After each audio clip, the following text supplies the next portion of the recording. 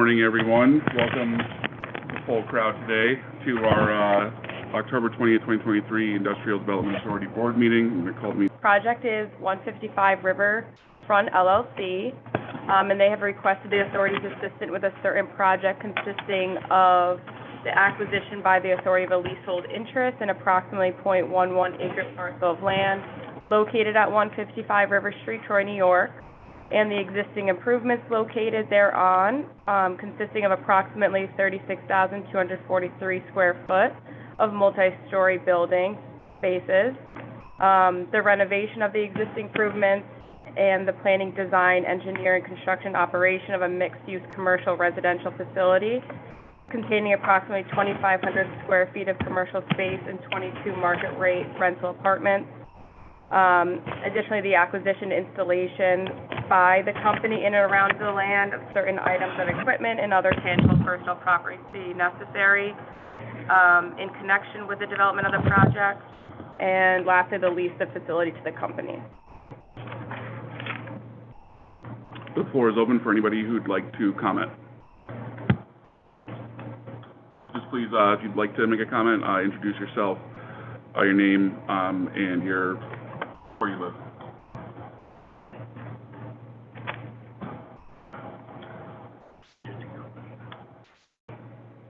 Well, I hate to blow past that, but I don't think we have any, just once again, nobody in Zoom, nobody in person. Yeah, not on.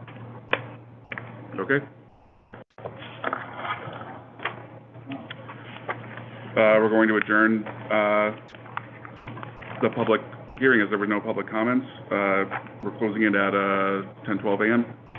On to public hearing for 625 7th Avenue. What do we get? All right, so project summary, 625 7th Avenue has requested the authority's assistance with a certain project consisting of the acquisition of the authority of a leasehold or other interest in certain parcels of real property located at 625 and 604 7th Avenue, Troy, New York, and the existing improvements located thereon, principally comprised of approximately 75,000 square foot multi-story structure located on a school parcel and an approximately 45,000 square foot single-story structure located on the gymnasium parcel. Additionally, the planning, design, rehabilitation, construction, and renovation of the existing improvements upon the land, and a mixed-use commercial project to be comprised of 69 market-rate apartments within the school structure and 29 market-rate apartments within the gymnasium structure, and approximately 7,500 square feet of commercial space within the gymnasium structure to be leased by one or more commercial tenants. Additionally, the acquisition, installation in and around the land of certain machinery, equipment, and other items of tangible personal property. Okay, we'll open the floor for public comment. Yep, absolutely. Antonio Abasabal, Superintendent of the Lansingburg Central School District. I just want to note it for the record that when pilots of this nature are being considered, we understand that there's a substantial benefit, that there's an expected sales tax increase by the influx of people that will be moving into the city and into our school district. The school district has no mechanism to collect any of the increase in sales tax. The school district only collects on property tax, so any break that is given on any property taxes could inadvertently affect the school district's ability as well. Thank you. Thank you. Absolutely. Spear, I was at 6240. From another project that's being done similar to this. I have a question more than a comment, but the public people live there in those, and it's a very established neighborhood. Think about losing their on-street parking to this project. The project, as far as I know, has no on-site or on-property parking proposed. So everyone who lives in those 69 units will have to park on the street. Right now, most of the people who live in and around that area also park on the street, and most of them are substantially, well, it's an older neighborhood, so I'm assuming that they're not like that change. And the other part that I have is, have listen to those people. And we talk about advancing projects that bring people into a neighborhood for apartments. You don't seem to listen to the people who live in that neighborhood, greatly impacted by having an apartment process there. I'm also not sure that the infrastructure of Troy can sustain a 24/7 building that has flushing toilets and showering showers. That's obvious by some of the problems we've had in our infrastructure already. I don't see anything in the plan that they will take no responsibility for doing that, so it's deferred maintenance for people in Troy have to pay for that. And like I said, I think like Penny said, I think it has a direct impact on our schools, but we're asked to wait for that public money that support our schools while they sort of get everything. So I just have a couple of, I don't think it's well received in the neighborhood. I don't think it's good, necessarily a great use for this parcel of property, and I don't think you should reward them. Can I speak to that? Sorry, Can I speak to that? if you'd like to. Yeah, I appreciate your comments. Thank you. My name is Dylan. I'm the Executive Director of the IDA, and I'm also the Commissioner of Planning for the City of Troy. I would just like to point out there a couple of things. One, a lot of those issues are dealt with in planning and planning board hearings. So the appropriate time to really, because that's all settled at this point. The seeker has been filed, seeker's been accepted, and that was basically the review of stormwater. We have to review all that as part of the seeker. There was a determination made by the state that they accepted as well, that everything would work out as long as we did offsets, and so those are also being handled. Additionally, the parking comports with our zoning laws, which were created over years of public comment period. And so the zoning itself allows for this use. They are also providing additional potential parking on site, assuming for overflow. And as far as the pilot itself, I just want to make clear for everybody that right now the fund is $0 in taxes. It's $0 in taxes, and if we weren't to develop the property, we'd be getting $0 in taxes in perpetuity. But the fact that we're getting a deal right now voted on, if we go forward with that, there's a stepped down amount that we're going to start getting, including for the school district, with apartments that are not likely to have much more of a burden on our services, such as the school district itself. So anytime that you've got a lot of projects and apartments moving into a neighborhood where you don't have potentially children living there that are adding to the school district, it's a net positive for the school district itself or for the neighborhood, because we're not potentially adding to the stress of the services. But we are adding, right now it's zero, so it's not a combination. You're not comparing basically between the full assessed value of a project versus the pilot. It's really zero versus the pilot, because zero is the other option. It's not to have a deal at all. I have a couple of questions on that. Sure. So it's zero now, and how long will it be till you get closed up into the 20-year plan? That is actually included in the 20-year. It is a 20-year pilot. the 20-year pilot, right? And let me just take a look. So we're waiting for 20 years, and are you going to discriminate against people that might be a mom and a child? I don't know how you're going to say that most children live there.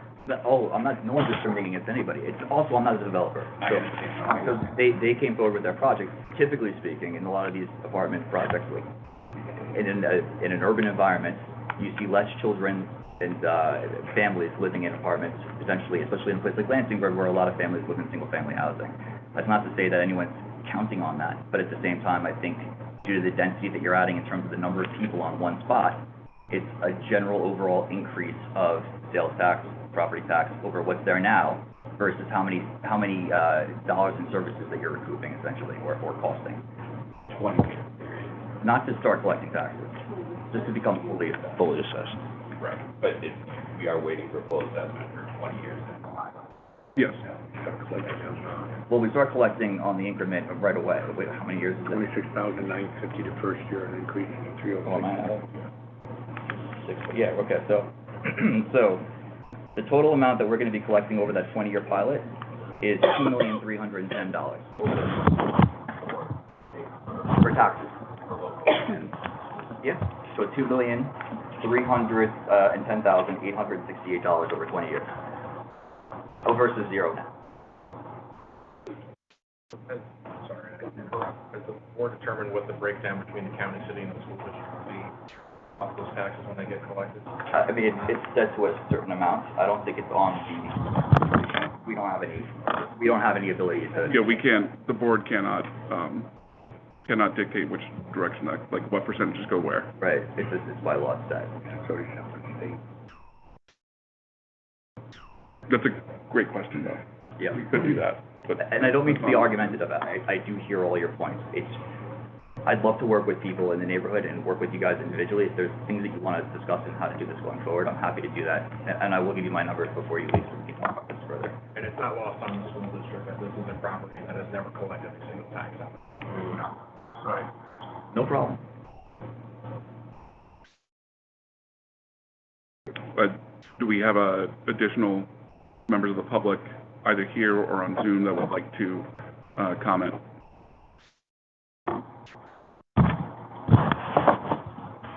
Okay, then without further comment, I'm going to adjourn the public hearing for 625 7th Avenue. Will be discussed, do we want to, yeah, we're going to go through the rest of the agenda now, so everyone can probably get through the next few items. We're going to start with the approval of the minutes from September 22nd, 2023 board meeting. Are there any questions or comments regarding the minutes? And if not, do we have a motion to approve? So moved. Sue? Second? Second. Alex? All in favor? Aye. Aye. Any opposed? The same. Sue is the same. She was remote from Zoom, right? On to item number 4, the executive director report. Dylan?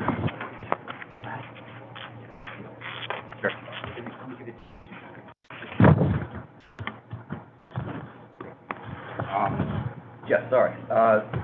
So, a couple things real quick. Review committee, we're setting it up for starting this next month for the next round of pilots.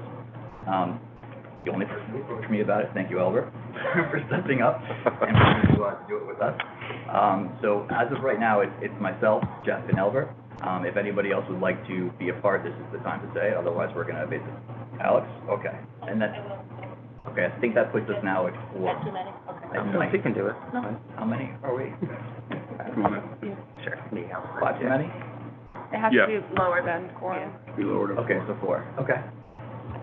So, you guys want to fight it out? Monster show. Do you want me? Okay, I'll take it, yeah. Okay, sure.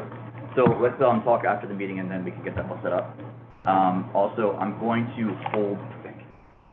going to have to hold off on the planning, meeting with the planning department to basically create that, talking about pilots. It seems like that's going to be a bit of a Long conversation. it's going to be a long conversation. So we'll have to wait till the new year, I think. Okay. Last thing, BOA. So I know I said that there would be no more fees for the BOA. We could not get somebody to do an economic analysis for the South Troy area locally, so we reached out to some friends that are down in, they did the DRI with us, a couple other things as well, they do really fantastic work. And there was not enough money in the contract with CHA to basically handle that. So I'm going to come to you guys next month for another $30,000 to pay for the economic impact study of the South Troy BOA. And additionally, there was something that I cannot recall at this moment. So I'll send you guys an email. Chair, Can you? Yes? can we get a definition of BOA? Oh, sorry, Brownfield Opportunity Area, the program. Okay, thank you. No problem. We're trying to get it done, and it's been going on for like 13 years, I think, so. Yeah, it's with everything. It's a new plan. Yeah, let's go, let's move on. I know. It just continues to move the goalposts with God. So that's it for the executive director's report. Great. Thank you, Dylan. We're going to go into new business. We're going to start with the initial project resolution for 1818 Fifth Avenue.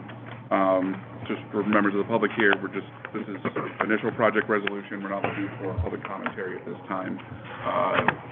If we have anyone from Rosamond or the architects wanting to present. I don't see anyone here. Yeah. I think Danae is setting up your presentation.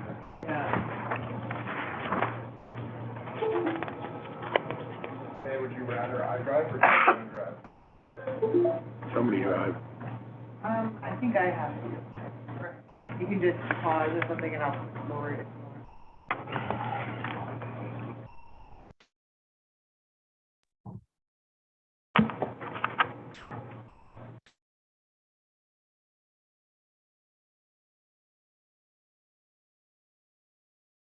And before starting, Jeff, would you mind introducing everyone? No, happy to. Yeah, okay. Yeah.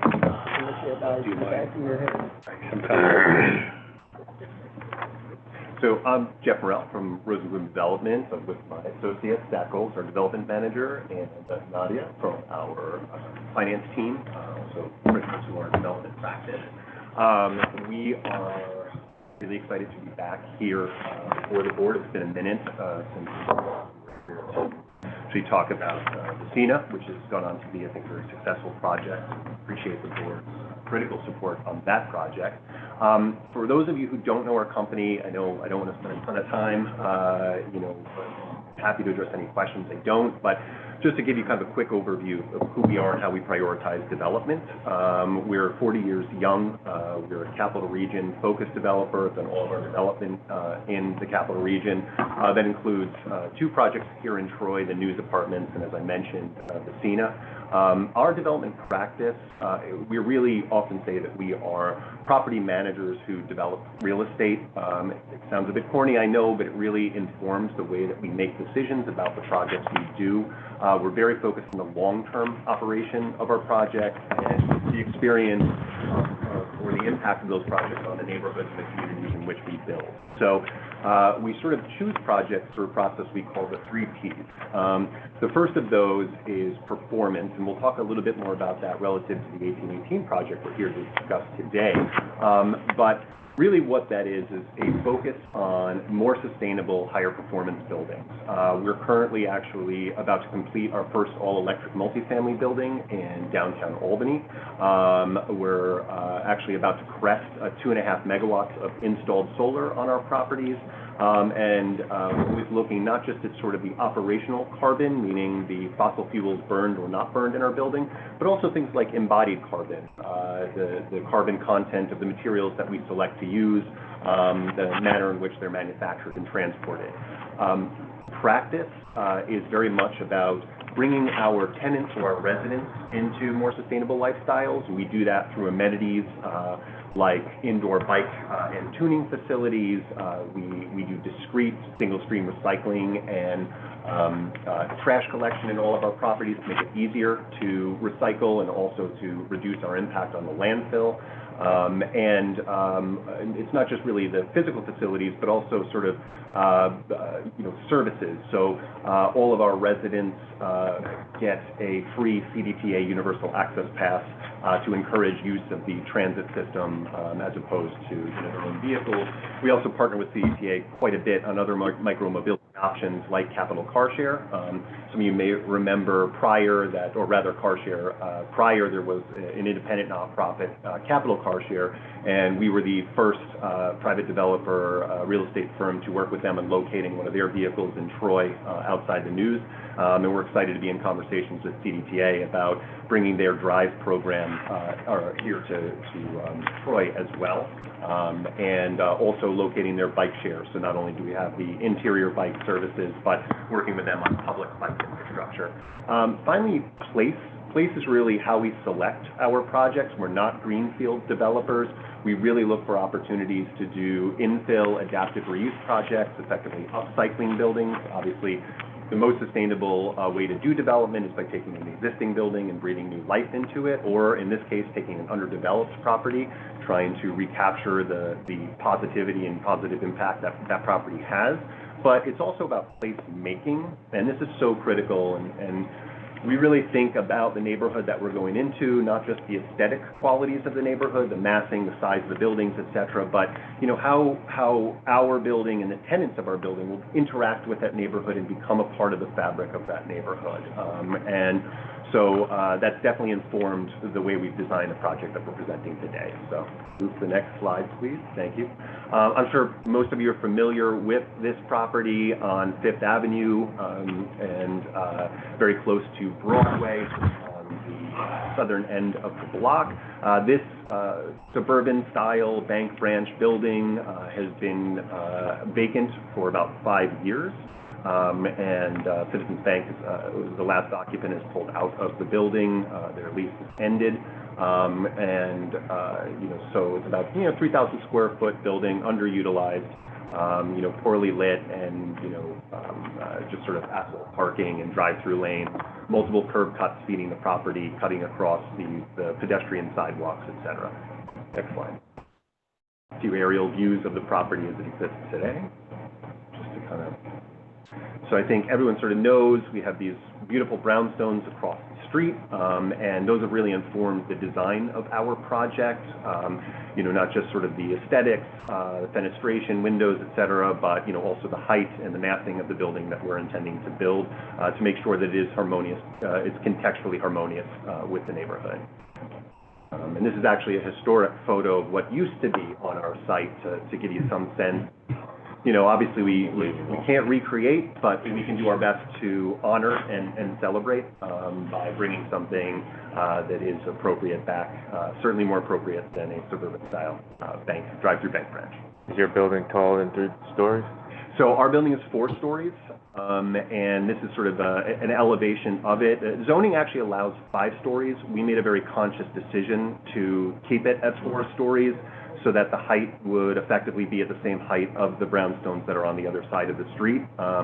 You know, and we've actually, other things that we've done in terms of placemaking features is we've brought residential down to the 1st floor. So you'll actually see units on the 1st floor with stoops that sort of mirror the stoops on the other side of the street. Again, that idea of community engagement.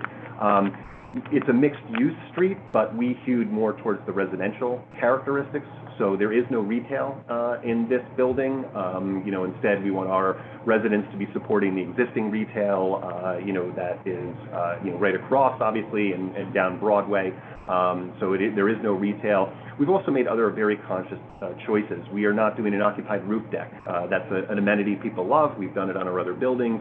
But we felt, again, just because of the residential quality of the building, we would just recapture that roof space for the solar panels that we're going to put on the building instead. What we are doing as an alternative is we're working with Victorious Life Church next door. We kind of split a grassy area in between the buildings that we're going to redesign as a pocket park for the neighborhood. So not just engagement at roof level, but actually an engagement space that serves the whole neighborhood.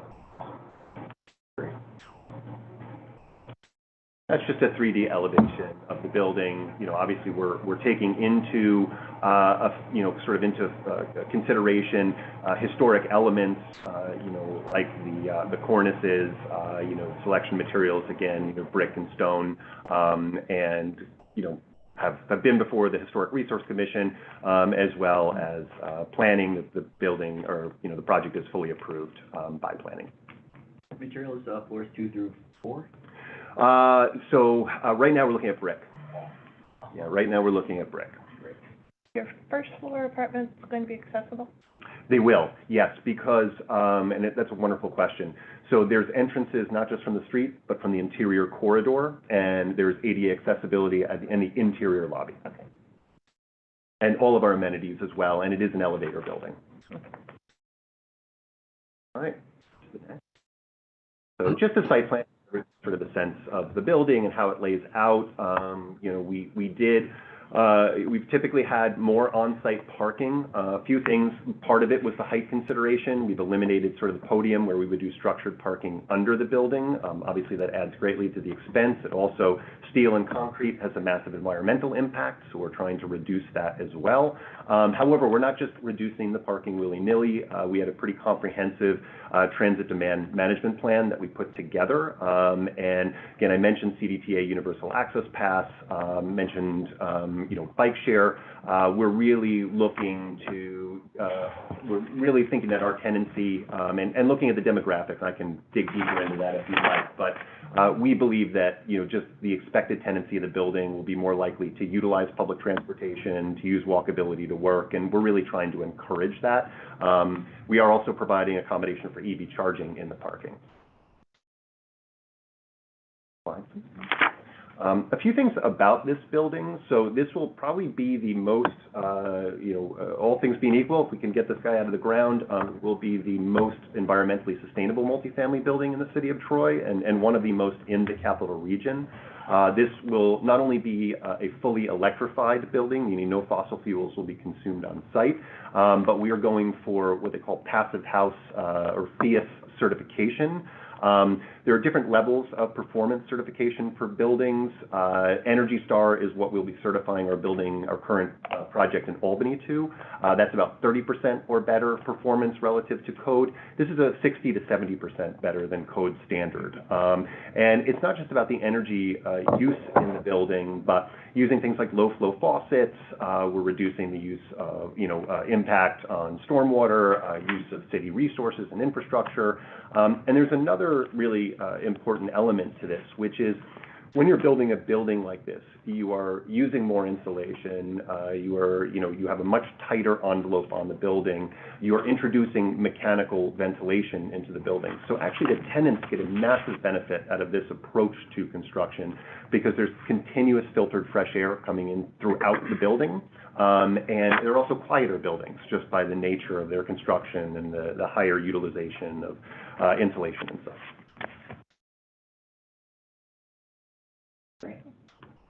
So just a quick rundown of, I kind of touched on a number of, what we believe are community benefits to the project. And I know you all have our application as well as the economic impact study. So, I won't touch on everything. Clearly some real benefits in terms of, what we anticipate from economic generation, additional spending in the city of Troy, related job creation. But, there's another piece that we're really focused on here from an economic development perspective, and that is that we are offering primarily what we would call micro studios and traditional studios in this building, as well as some one beds. And the reason that we're trying to do that is we're trying to hit a price point that's significantly enough below sort of the average cost of rent in the capital region that rents will be accessible to young professionals. We looked at a lot of data, and one of the really interesting pieces that we looked through was the 2022 workforce survey that the Capital Region Economic Development Council did. And obviously there's a focus on certain what they call next tech industries. So IT and digital gaming, which is obviously hubbed right here at RPI and in downtown Troy, but also clean energy, wind power at the Port of Albany, biopharmaceuticals with Regeneron, also Troy presence, as well as a broader capital region presence. And when you look at, so they've identified, 16 what they would call high growth occupations. These are jobs that will be critical to the development of those target industries. And then we correlated that to the projected starting salaries for those positions. And at that average rent in the capital region, a lot of these professionals at those starting salaries will actually be rent burdened to severely rent burdened by HUD standards. So that's really informing how we're trying to set rents and why we went with this sort of more space-efficient studio single occupancy. And it also allows young professionals, older seniors to live in, not have to seek out cohabitation, not have to seek out or rely on roommates, but be able to live on their own in a building that will be highly amenitized. So I talked about what we're not providing in terms of the roof deck. What we are providing is that bike storage room. We are providing a co-working lounge. We are providing pet spa, to provide accommodations for folks with pets. So, I think to provide a very high quality of life that's more price accessible in a more sustainable, healthier building, that really is the goal with this project. And then we can do the last slide. And then obviously, it's important to discuss the challenges. Why are we here today seeking the assistance of the IDA? Every time we do work in Troy, and we've done 2 projects, there are always difficult site conditions, challenging logistics, trying to construct a building, having the minimal impact on our neighbors as we're doing construction, but also just the unknowns about what's underground, the fact that we know we have bad fill, and it's not structurally sound, so potentially cut and fill operations or other means of trying to build on these tougher conditions. Back in urban renewal, unfortunately, a lot of the buildings that used to exist were just demoed into their basements, as I'm sure you've heard, and does not make for suitable construction conditions. Historical district requirements. Again, we are obviously with the investment in brick and other, historically appropriate materials, really drives up project costs. Everyone knows what's happening in the macroeconomic, environment, the cost of capital, lending restrictions, but cost of capital in particular. We've seen a doubling of interest rates. A lot of projects that were, in the pipeline are no longer in the pipeline because of that factor alone. We've been grappling with the same thing everyone has, price escalations, ongoing supply side risk. I can tell you with the project in Troy right now, we're delayed 6 months just because we couldn't get our electric switchgear, which we ordered a year in advance. So, these risks are ongoing, and every month that we can't bring a project online, obviously that's a massive drain on project finances, labor availability. And what ratchets it up, the degree of difficulty for us, is this passive house, this sustainable construction approach. One, we're paying a cost premium for the building, much more intensive use of commodities like insulation, much more rigorous detailing. The building envelope absolutely has to be airtight. We have to pass blower door tests, both on a unitized and whole building perspective. Fenestration, our windows need to be higher performance. The cost of the equipment, the additional systems like the energy recovery ventilation. I could go on and on, but this is what is necessary to achieve our sustainability goals. However, we cannot charge obviously higher rents. The market does not yet accept charging higher rents for a more sustainable building, and in this case, we're obviously targeting sub-market rents. So, that does work against us, but we do think it's critical.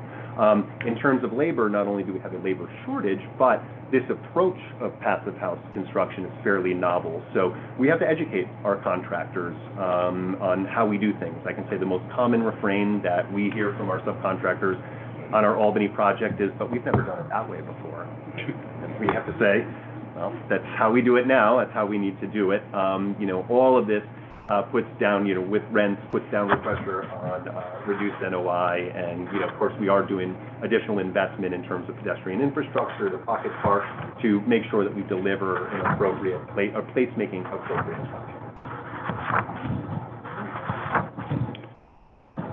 Thank you, Jeff.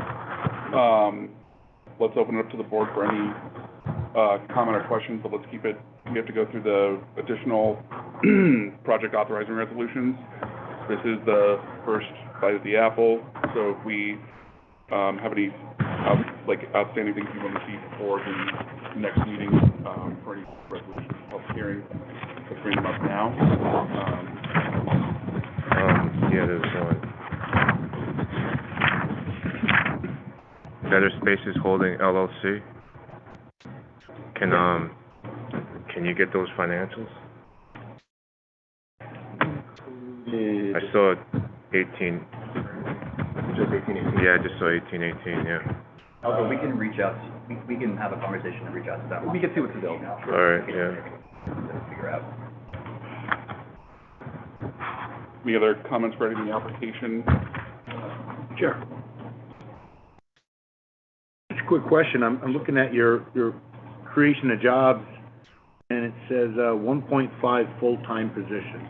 Sure. So We understand that. absolutely. So, we cannot take credit, and we do not feel it would be responsible to take credit for, I would say, indirect or induced jobs that come from the output of the project. We know, and we're rigorous about how we staff our buildings. Obviously, we have the benefit of scaling because the new development is only half a block away.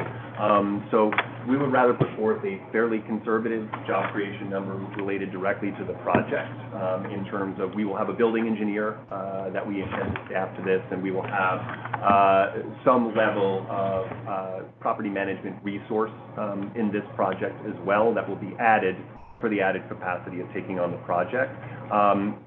We're anticipating that there's 89 or 90% of the households going into this project will be net new to the city of Troy. And so that's where those additional job projections come from. That's additional dollars, disposable income on the streets, being spent at stores and cultural venues, and on services as well. So, professional services, legal, financial, medical, dentistry, otherwise. I'm just looking at the property manager, $25,000 a year annual salary, probably another 10 and maybe perks. You're probably going to give an apartment, right? And that's a part-time, let me look at that with you, just so I don't misstate. Yeah, well, I said full-time job, so I'm thinking it's one full-time job and a part-time job. That's correct. Yes, absolutely. Right. Thank you for putting it in real numbers. Thank you for putting real numbers down. We try. Our share of, some, aspirational numbers.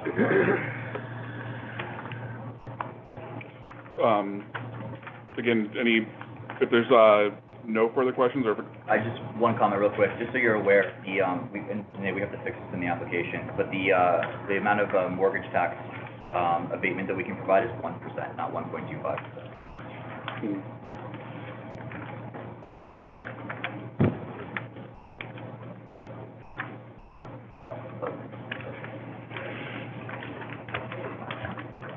Yeah, it's on the application, it's 1.25%. So you're getting 3 points. Right, we're willing to have discussion. I want to make sure I address your question, Jim. So these are, on this chart, these are unloaded salaries. So these are sans benefits. So I think we usually have 40% factor, give or take. So these are just base salaries. All right, okay, it's not the, okay.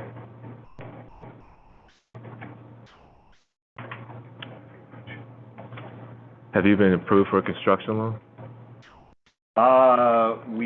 Well, I should say, we haven't gone in for construction financing yet. However, we have talked to several of our lenders. We have excellent relationships with a number of Capital Region lenders.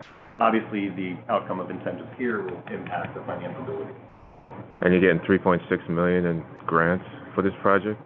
So we partnered with the city on a Restore New York grant, that's absolutely correct. And then from NYSERDA, we were actually in a winner in round 3 of their Buildings of Excellence competition. All of that funding is reimbursed based on hitting project metrics, and actually doesn't cover our delta in terms of the premium that we're going to pay based on the rise in cost of capital and the cost of materials. So just to clarify, so we're gonna vote today either way, but then we have another opportunity to obviously discuss pilots, and I'll let you know ahead of time when we're gonna meet with the committee, and we can kind of go over everything. Sure. It's a smaller committee that was just 5 minutes ago, so we'll get together and we'll talk with you. Brand new. And then obviously it's up here before the next meeting, and then that would be the official. That's fine, and we're happy to address any questions. Great. Well, if there's no other comments or questions, do we have a motion to approve the initial resolution for 1818 Fifth Avenue? Like, motion? Sue, do we have a second? Second. Sue? All in favor? Thanks. Aye. Any opposed? Nope. Great.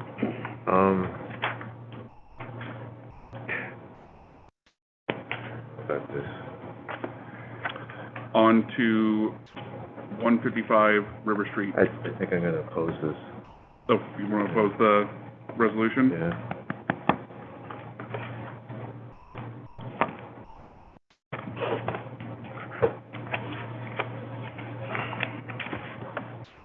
Okay. Get that, Danae, for record, great. On to 155 River Street, the project authorizing resolution. Get to it.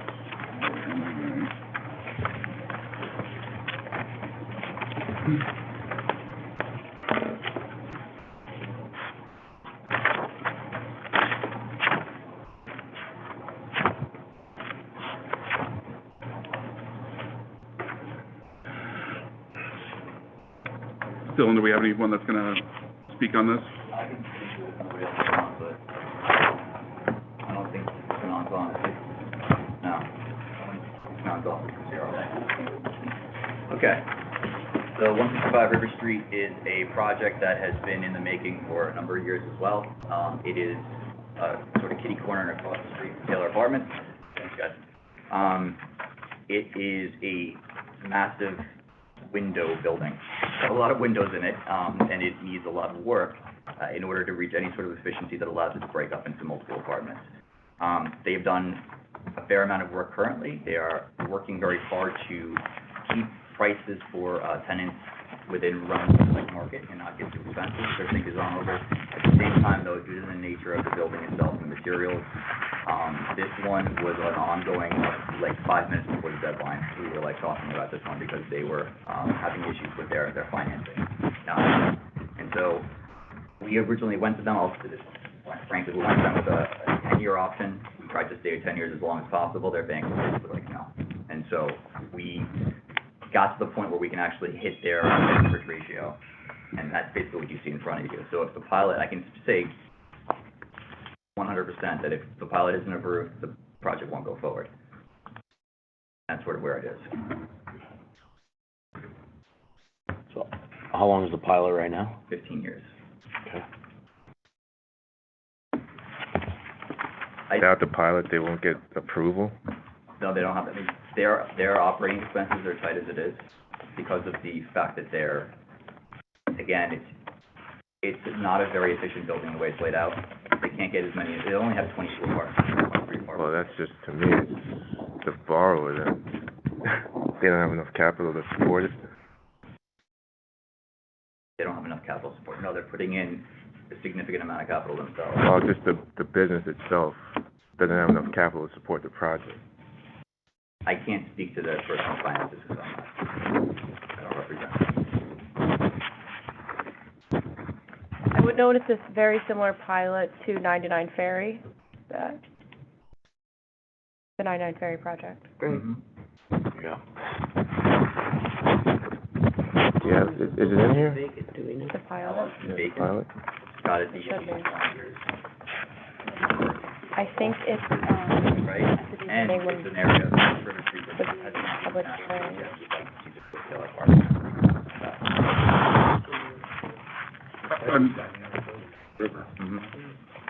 I mean, this is frankly anecdotal. You just mentioned the windows, because I know that's a sticking point, because I worked for the previous owner of the building, working on the historic approvals.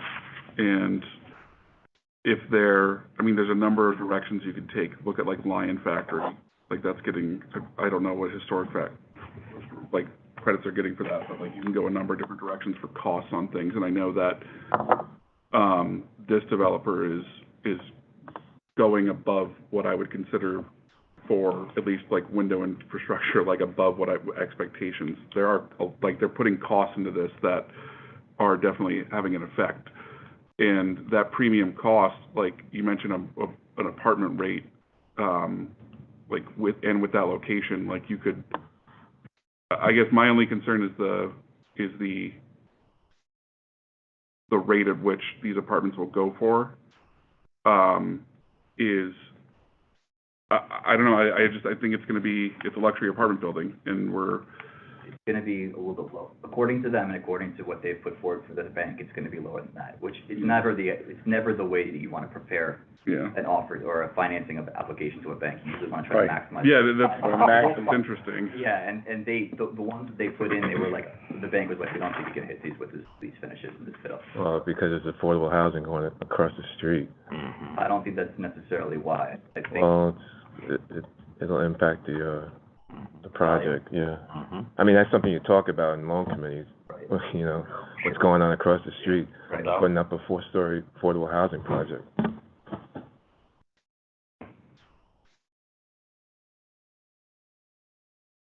I see the 16,000, it basically doesn't move for like, Yeah, the first. and then it jumps to 40, I mean, The first years were the hardest years for them. So I mean, so they think it's gonna take 4 years to stabilize? I think that they designed a building that is going to take some time to stabilize. It might take 3 years, but they're not going to stabilize in years 1 and 2, which would have been ideal, obviously. There's also a lot of stuff coming on at the same time. That's another thing, yeah. Right, so I mean, they're going to have to get those renters by being competitive on pricing.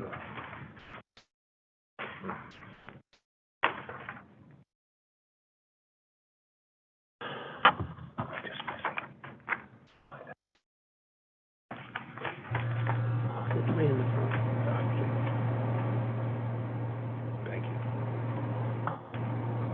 I guess when you say the bank won't approve it unless it gets the pilot, that scares me. Yeah, right. I think they're scared. I mean, I can say quite frankly that they put a ton of money, they've owned it for a while, they put a lot of their own capital up front into this project, so this is sort of, we're helping them with the remainder. They didn't ever envision having to get a pilot when I first talked to them. But things went kind of crazy, with cost of materials, as you mentioned before, the windows, they then had to chase, historic tax credits, and that added a layer of complexity to their project. And frankly, I think they overestimated probably the market when they first came here, that's my guess. Wouldn't that be the case with all of them?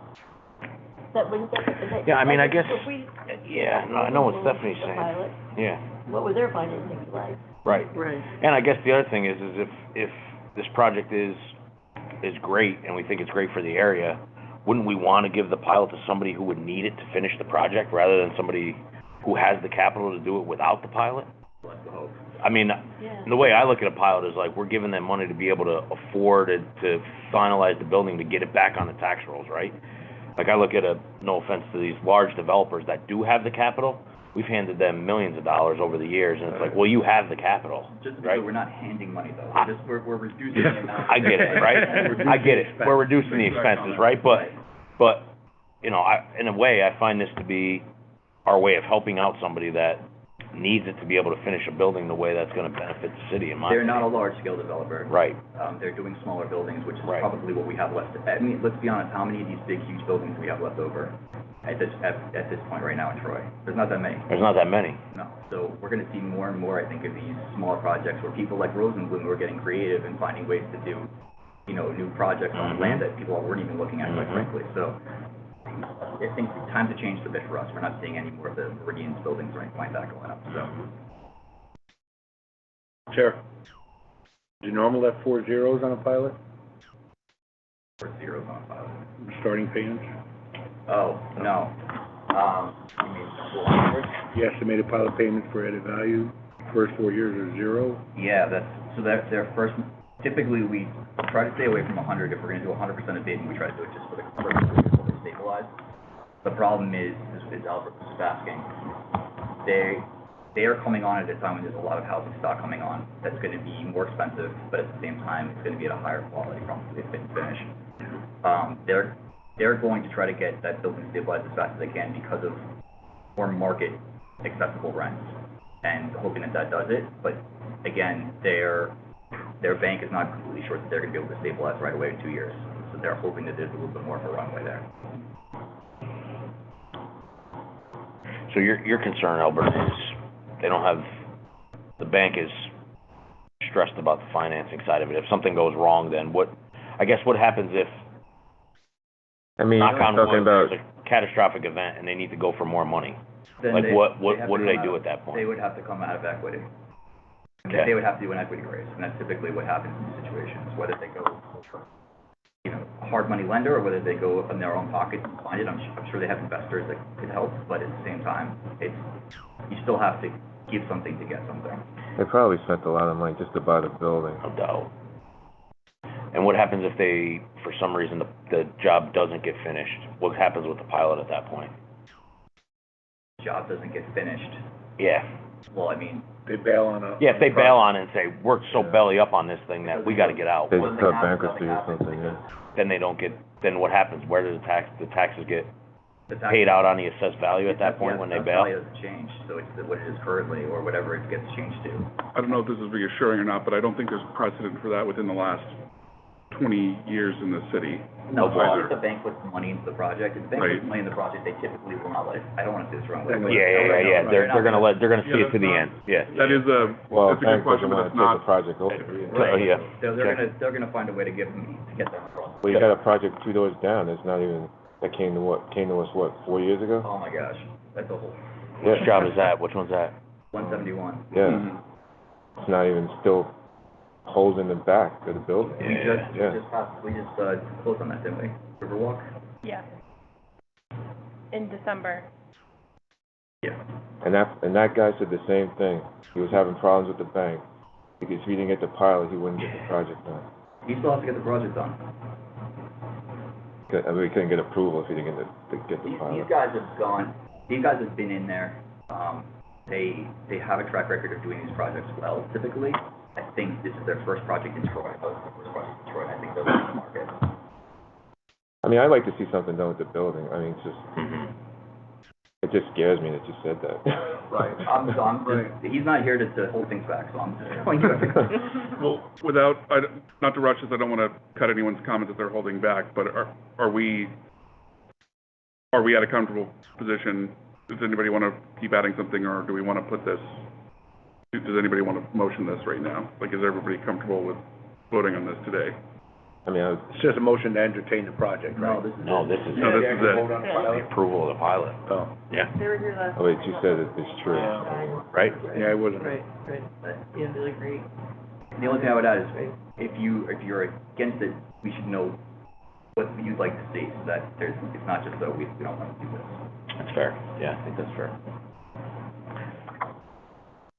To that point, is there potential to push it out further to another meeting if there's an over? Ready. I don't, Okay, I mean, I'm ready. yeah, then I got a question on how you go forward with, do you get financials from these guys every year? Okay, alright, They have to report them. okay. I would move. thank you, Sue. Do we have a Second. Josh? Okay, let's start with, all in favor? Alright. Any opposed? Abstain or no absence? Latasha, sorry. Can you get a copy of the appraisal? Can I give it to you? Can you guys? Okay, Chair. Just a question, do we have any type of, reverter or, protection? We own the property. We are on a deed, okay. Yeah. Comes back to the city of Troy. Oh, that's just what is there any other option? 'Cause maybe we could put City Hall there. Yeah, you own it now, Jim. Put City Hall there for sale. Wait till after they put the windows in. Yeah. Yes. At the end of the term, they get I'm the property, but we basically own it. Yeah, just when you have somebody that's on that borderline, can they be successful? Go through this process, we should have something that protects it, even more than just the name on the deed. We should have some sort of protection that to follow through, because having 4 years of building that has been stagnant like that after approving a pilot for that program, we should see results. And we have reverters, not that we can exercise that very well because of our enforcement, but reverters on properties that we sell, that within 6 months, we have to see activity, and then within 12 months, we want to see, give you another 6 months after that, and that's a short period of time in construction, especially the way the market is today, because half the guys in construction don't even show up when they're supposed to, but I'm just saying, there should be some sort of protection here, and I don't know what we have, I'm not familiar with what we have at this level with the pilots, but there should be something there that we have to protect us from these projects that just get way out and just get lost at the end of the fishing pole, we don't get to them. This is, That's some other thought, yeah. yeah, this is, not something that is on our agenda to discuss. Correct. Necessarily to discuss, but just to add to that, maybe one of the outcomes of the committee we just formed is to discuss further, a little bit more board training that is not, that is more specific towards, answering these questions. Yep. Like a retreat or something to review that.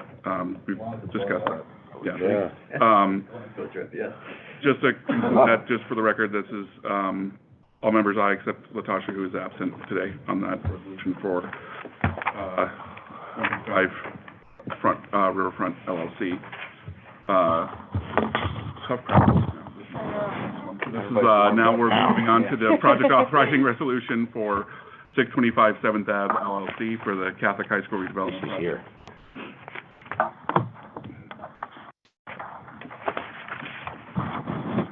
I'm speaking unless you guys have further introduction. I am Joe Pernachero on behalf of River Development, the company behind this application. I appreciate the board's consideration of this. I'm happy to run through the presentation again we did last time, if you'd like. Or the big update since I was here last is that we did get our approval from both the state and the federal historic review boards. So the folks in DC have reviewed the project and approved it. That was a huge step for us. And we are hopefully going to close here before the end of the year, likely in December, and we'll get started right away. Happy to answer any questions. Can you, Dylan, address the, some of the questions about, from the school board about the, taxes, but can you address, just for all of us to hear, the part-time concern? Yeah, I thought about stepping in, but I know we weren't really in a public discussion period, so I kept quiet. We did take the concerns of the neighborhood on parking, so we added 40 spaces on the gym parcel. There are existing 20 spaces on the school parcel, and then our plan we submitted to the planning board, that was done by a traffic engineer, did not take away any spaces from the existing neighborhood. We are only using the spots that border our property and our off-street spaces. So it's definitely Sounds like there's plenty of parking. and put into place. Thank you. Dylan, can you just give a quick overview of the pilot terms? Sure.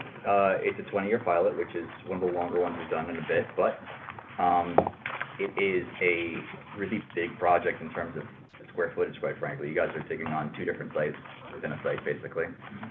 You're doing a conversion from a school to an apartment building, which you've done before. So we actually had precedents to kind of work off of here. It's very similar to School 1 or 12? School 1. My kid's good. No. Yeah, okay. School 1. Very similar to that pilot. And I think that we're going to have a lot of churches, schools, things of that nature that occasionally come vacant, and this is a tough renovation for you guys, but we appreciate that you're doing it in the Berg, and that you're essentially adding more people that are going to be paying taxes and shopping at the stores. I think it's a good thing to see in the Berg. We're very excited about it. Like I said, I think I mentioned last time I'm from the Berg, so it's a personal project as well. No wonder they sent you. Well, it's also my job, but I do the other things, can't do all, but this is a personal one. That's cool, man. Any questions or comments from the board before we go to a motion on this? Yeah, I just want to know, for the first couple of years, you got nothing on the commercial space as far as pilot. Right. What was that? The pilot schedule for the commercial space, you got nothing for the first 5 years, yeah. Well, it's because it's already an active space, correct? Commercial space itself. You guys have, what is it that's in there currently? So there's rear gym, Right. which we're going to keep as commercial space, yes. And then potentially part of the cafeteria downstairs, the existing kitchen. Yep. We don't have a user, but we're not doing anything with it, so if somebody were to come to us and have an idea, we certainly can. That's the reason. They're existing spaces. We don't have any tenants lined up. I will say we had a very, very good walkthrough with a local Troy business that may use the space as sort of a secondary location for them, as sort of a staging, small, very light distribution, kind of backdoor office space. That's a potential idea. We're very excited about that. Cool. Hopefully it plays out. Sure. I'm just curious, wouldn't you want to put that commercial space that has better value to the people in the building? I mean, distribution really doesn't help the people that are living there, but. I agree with you. I'm I good. think this user would provide value to the tenants. I wish I could tell you more. Maybe Yeah, I hear you. Maybe we'll have that conversation some other time, Joe. Yeah, I agree with you, and I think, yes, so. We'll talk later, because you ain't gonna talk now, so we'll talk later. We heard, No sense wasting this. Yeah. You can tell us. I can tell you guys. Everything on TV. Look at us. Nobody watches we these look things. honest? Come on. Be all over the Facebook, internet. Okay. Do we have Can I just ask Jim, you're a Lansingburg guy, right? Yep. And you represent that on the city council? Yep. Your thoughts on it? Can I ask you your thoughts on it for the neighborhood? I don't like dead buildings in Lansingburg. I think we have to utilize them and put them to good use. Right now, we have an extreme housing shortage. What I get frustrated is the bait and switch when they come in with market rate apartments, and all of a sudden we start hearing that is being transitioned because Yeah. there's federal money involved. I love great projects. I think Calachi, I think these guys will do a wonderful job if they stick to the flag they're plan. raising here. Like I said, I had tried to talk Jeff into taking that football field and turning it into senior housing, and then utilizing the gym as maybe part medical, part store, part food, whatever, for all the tenants in the building, plus a senior establishment. Put the football field on the roof. Everybody loves the football field. I played there every day of my life when I was a kid. But put it on the roof, make it a nice greenery for all the seniors to go to, a private space, and because senior housing is gonna become really necessary in the next 10, 20 years. I mean, not today, but the next 10, 20, those baby boomers are gonna need a place. and I'd like to stay in Lansingburg rather than move out, so hurry up and develop that thing. Yeah, I was gonna say, But that's anyway, your future spot, okay, Right. yeah, now I get it. I like good projects, and we need to do something, because right now, the business district in Lansingburg was destroyed. All those stores now have 4 or 5 people living in there with curtains across the windows, and we need to find a way to create a comfortable habitat for people in Lansingburg, a walk-through area for them to, they're paying a lot of money to live in Lansingburg. They're paying a lot of money to live around the city, but Lansingburg taxes are pretty high for what they're getting, and we've already destroyed half of it by cutting up these homes into 4 or 5 apartments each and over-densifying certain streets. Not all over in Lansingburg, but certain streets have been really targeted, especially the bigger buildings, so. Yeah, all right. I feel comfortable with this one because we're getting nothing, and now we're getting something, and at the end of the day, there's an establishment that'll have probably 90 to 100 apartments that'll be very functionable in Lansingburg, which hopefully will be as nice as I think they're gonna be. You still think that with that project down by, the one we approved a couple of years ago, the affordable housing project? Standard manufacturing? Yeah.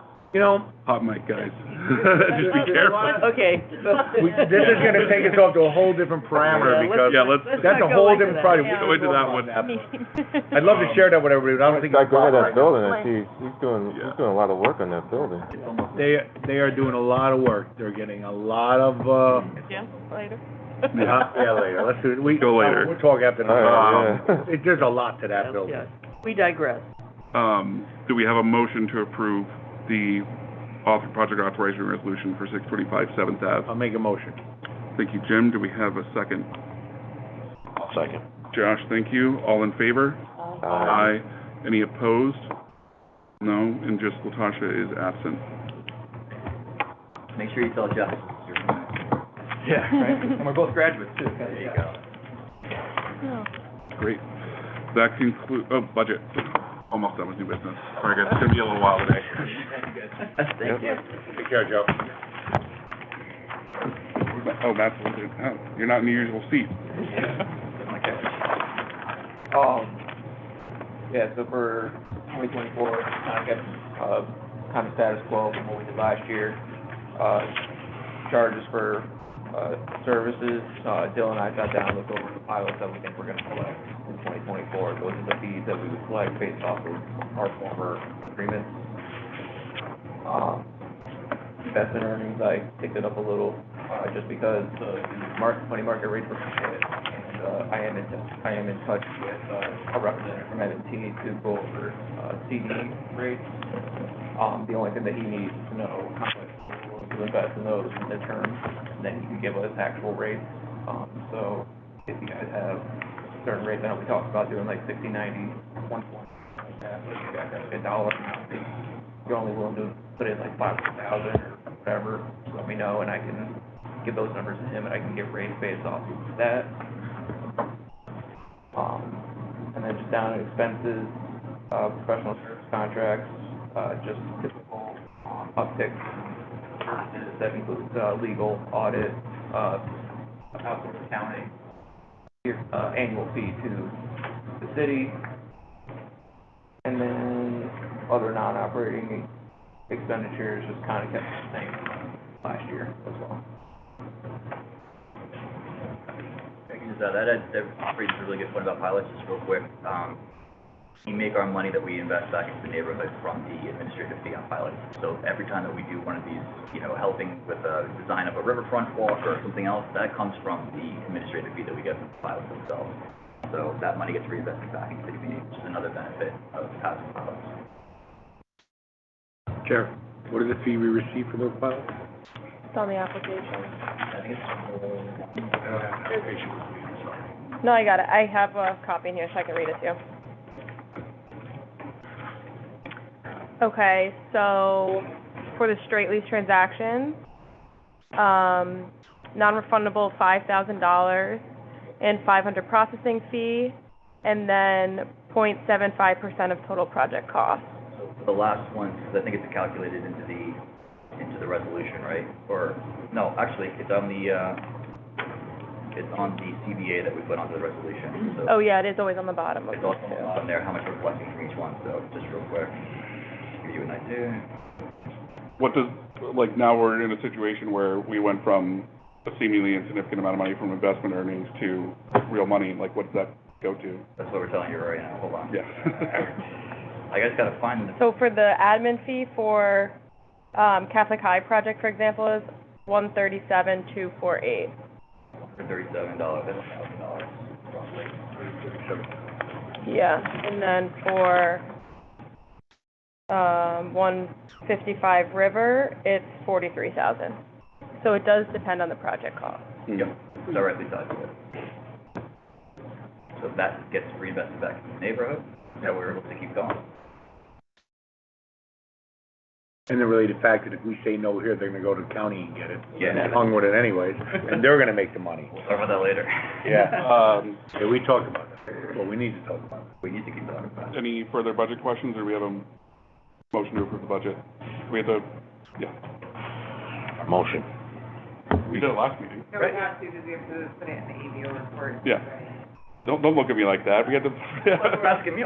Motion to approve the budget, sorry. You talked to more than one bank besides M&T, or just, I think it was the first one I reached out to because we have an existing relationship with them. oh, okay.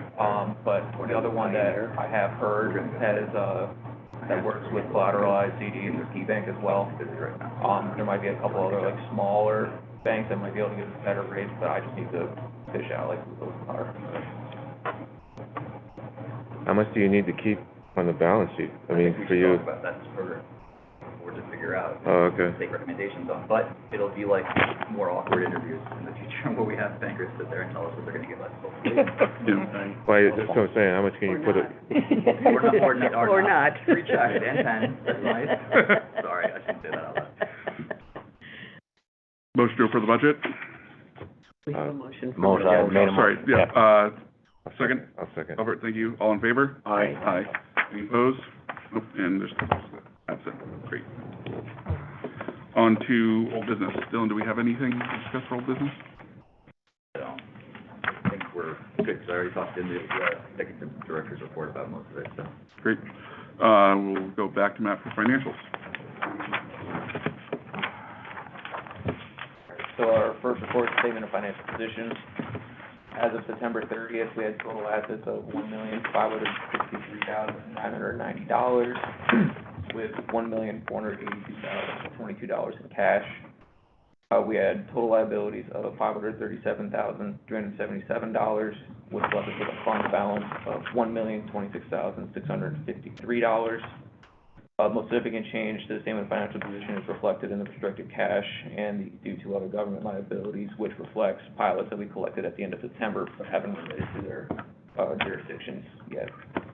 They have been, they will be remitted in October. Yep. Finally, we have our statement of activities. For the month of September, we had a deficit of $20,858. No significant source of revenue, and the largest expense were the architectural fees.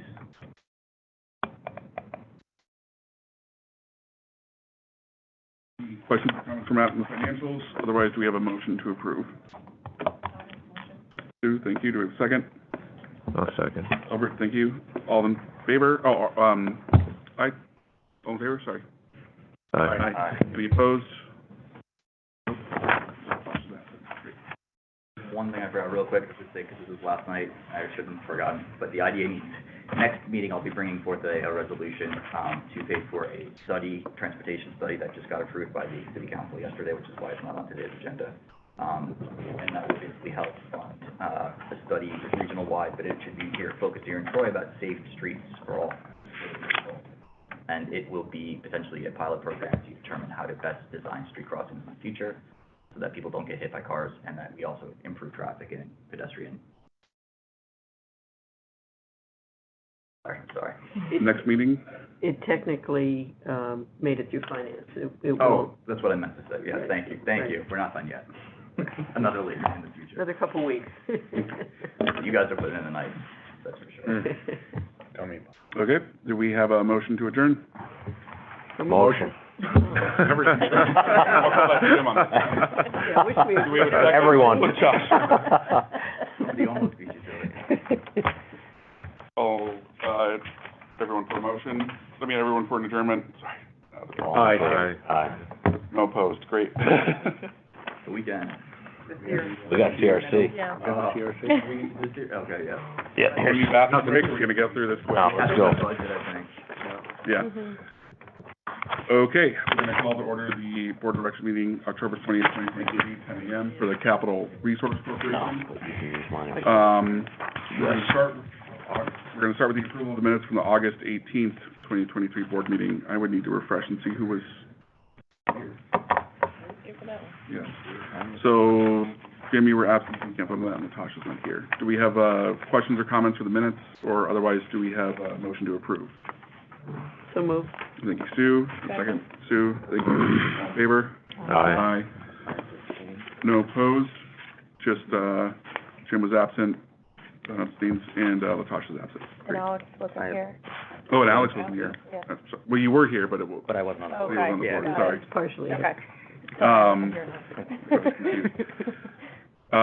to the executive director's report, Dylan. There's no executive director's report. Okay, on to the budget, Matt. So this budget's a little simpler than the IDA. Really, the only income that we have coming in other than interest income from the bank are our annual bond fees from RPI. It's usually $4,500 a year. Then, professional services, again, legal fees, accounting, audit. And then $50,000 again for donations, which is usually what we spend in a year. Okay, do we have any more questions or comments on the budget? Otherwise, we have a motion to approve.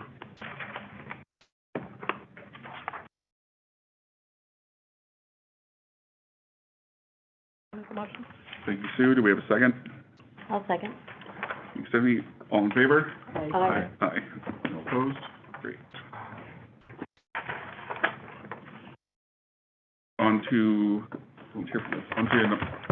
number 4, sponsorship request for Tech Valley Center of Gravity. I don't see anyone on the Zoom or here. Dylan, if you wouldn't mind just going over it. Annual sponsorship? Yep. Yeah. Yeah, I just, an email. Okay, so Center of Gravity is a great partner. We've done them extensively in the last couple of years. We're continuing to work with them to try to grow that presence and also spin off potentially new businesses. One of the things we're trying to work on with them is creating more marketing brochures on what we can actually help them with. New businesses with, create more of a relationship there. So we are anticipating trying to boost our presence in downtown Troy as far as getting businesses to actually get brick and mortar places or get more support to grow. One of the things that we'd like to do, and we've done it in the past before, is to sponsor them. I don't know what sponsorship level we're doing this year. What was it? I don't think it was decided. What did we do last year? I don't think we did one last year, did we? We did. We gave them, I think it was a 2-year sponsorship 2 years ago. But, so we don't need to make a resolution if we don't have an amount, do we? We should probably do this next month. Okay. I was expecting it, sorry. Let's do it, let's table it and do it next month. Okay. Fine. Before I close out, does anybody have an amount that they, looking at it right there, does anybody have a level that they feel preferable about? I'd like to know what we've done in the past. Yeah, I think that's. I would, Yeah. Yep. some information that would help. Great. I make a motion to table, you got a motion to table it here? I don't think we, I think it's even on. yeah, no, don't need anything. We don't need a motion. It's not on? Okay, all right. We'll go to financials with Matt. First report, statement of financial position. As of September 30th, we had total assets of $391,370 million, with $171,879 in cash. No liabilities. As of September 30th, was left with a fund balance of $391,379. There were no significant changes to the statement of financial position.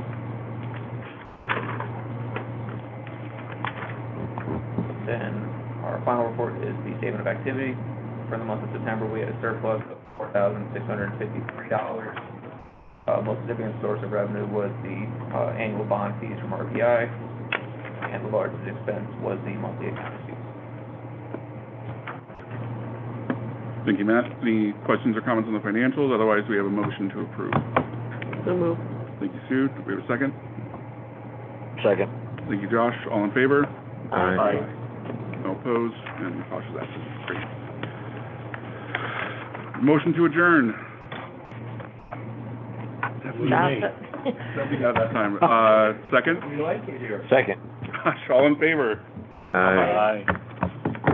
Any opposed? I'm opposed.